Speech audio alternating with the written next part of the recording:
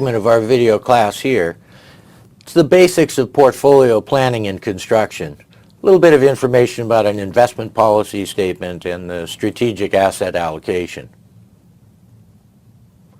The investment policy statement, or the IPS, identifies the client's objectives and constraints.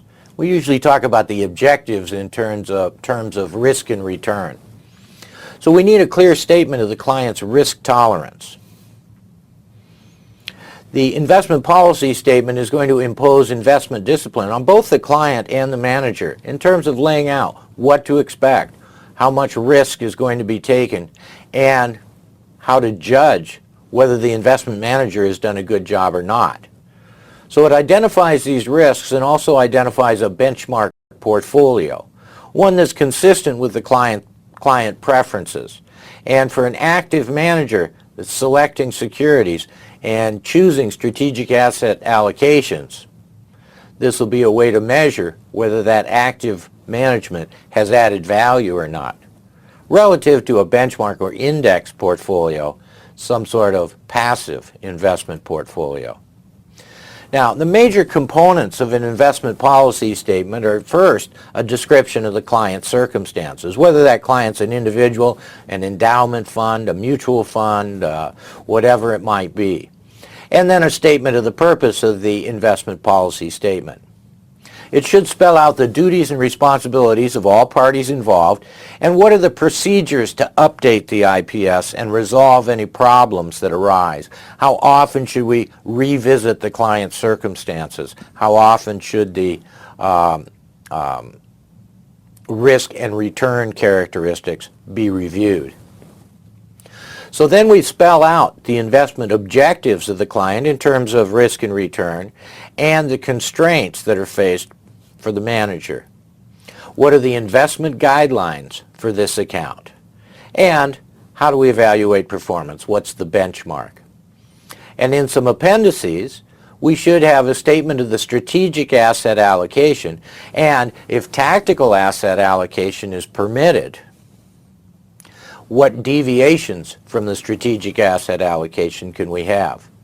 And what are the rebalancing procedures? How often or how far away from the strategic asset allocation do we have to be before we rebalance the portfolio and get back to the strategic asset allocation weights?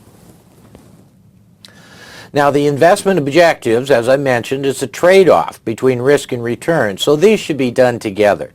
You don't want to get into a situation where you look at the client's assets and what they're able to save and what they think they need in retirement and say, well, this is just simple. All we need is a 23% annual compound return and we'll be fine.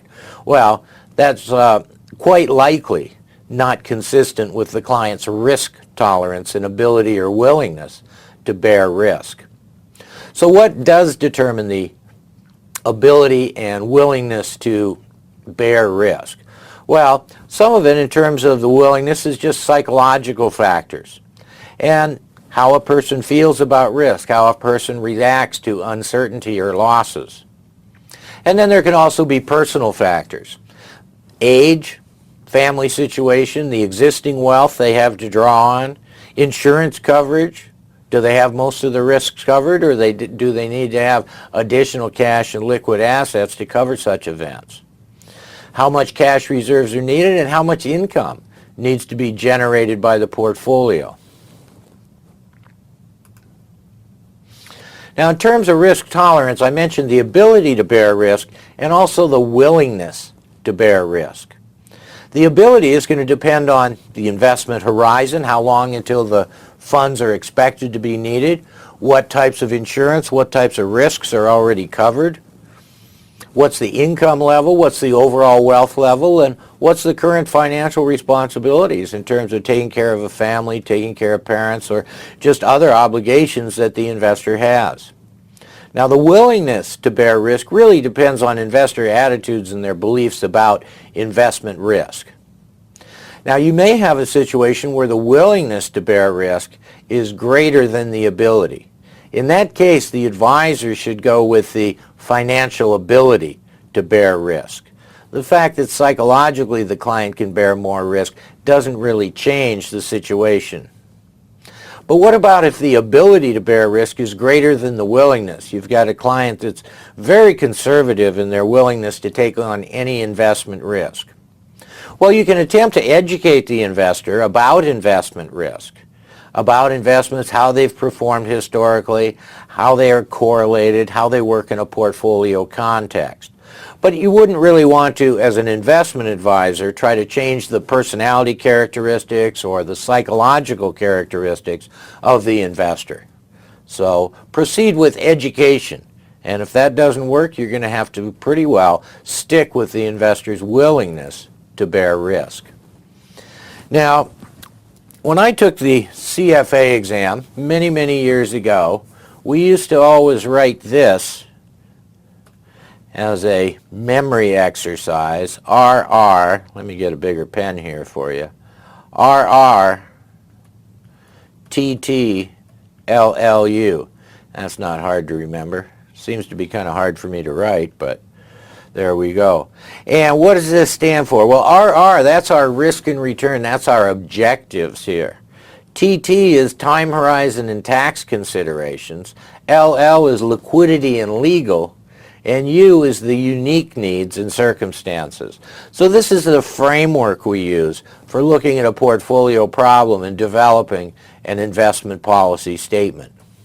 So in terms of liquidity, what are the potential needs for cash? Do we have to hold liquid investments that we could turn into cash without incurring very high costs? What about legal and regulatory? Now, certain institutional investors, there's legal requirements, there's regulations on them, but also even on individual investors. You may have a retirement account in which some investments are prohibited. You may have a tax-deferred account, in which case you don't want to use any tax-free investments in there. Now, the time horizon, the time until the proceeds of the investment will be required. So one investor might be saving for college education for their children, another for retirement, another simply to make a bequest at some point in the future. We've got the tax concerned. I mentioned whether they're tax-free bonds or not in the account and whether that's appropriate. But also we have to look at the investor's tax rate and some tax planning over time to see what sort of investment gains are going to be most tax efficient. The unique needs and preferences is anything really outside of all of this, and very often this will be client preferences to stay out of certain industries or to support certain industries. Any unique needs and preferences that haven't fit into the rest of this framework should be spelled out there. Now, the strategic asset allocation is based on risk, returns, and correlations of the asset classes. So we get the risk and return characteristics of the client, and then we look what's available. We look at the correlation of returns of assets within an asset class. We want these to be relatively high.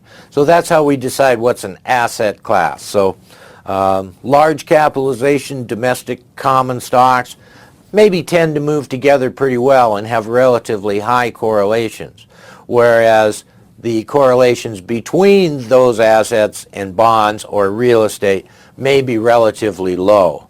So in setting up our asset classes and determining what they are, we want high correlations within the asset classes.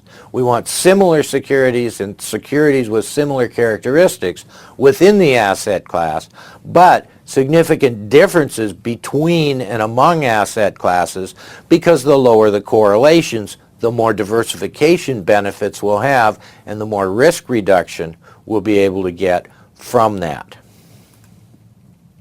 Here's just an example of a strategic asset allocation, give you an example of some of the asset allocations or asset classes we might use in our allocations. We've got here 2% cash, we've got large cap U.S. equity, mid and small cap U.S. equity, international developed equities, developed referring to developed markets here, emerging market stocks, equity, high yield bonds, U.S. bonds, international bonds, some real estate, and some allocation to hedge funds. So that's what an asset allocation, a strategic asset allocation for a fairly large fund might look like. And finally, our portfolio construction. We're going to use our risk and return and correlations asset classes to construct an efficient frontier.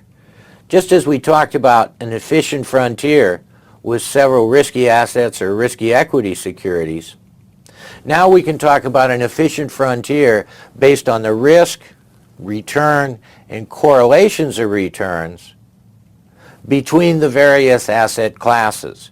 We look at all the possible weights. We get a frontier that gives us the minimum risk for each level of expected returns. So then we use the objectives and constraints from the investment policy statement to select an optimal portfolio.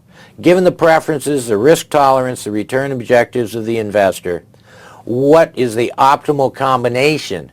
What's the optimal weights for these asset classes? Now, we may also pursue a tactical asset allocations where we have deviations from strategic asset allocations. So this would be based on perceived opportunities or short-term differences in expected return in the marketplace. And remember, the investment policy statement should have some information in there on what are the permitted deviations from the strategic asset allocation. So it might be a 5 or 10% deviation from the asset allocation specified as the strategic asset allocation in the investment policy statement. Now, sometimes we talk about risk budgeting. And in risk budgeting, we can talk about the overall risk of the client's portfolio, but then we can allocate that permitted risk to various sources. Now, some of it may come from the strategic asset allocation, but having a tactical asset allocation where we're varying from those weights on top of that may introduce some more risk and uncertainty. And within the asset classes, if we're selecting individual securities in an active portfolio management strategy, that again adds some additional uncertainty, especially relative to benchmark performance. So in risk budgeting, we're going to allocate risk to its various sources in determining how we're going to manage that portfolio.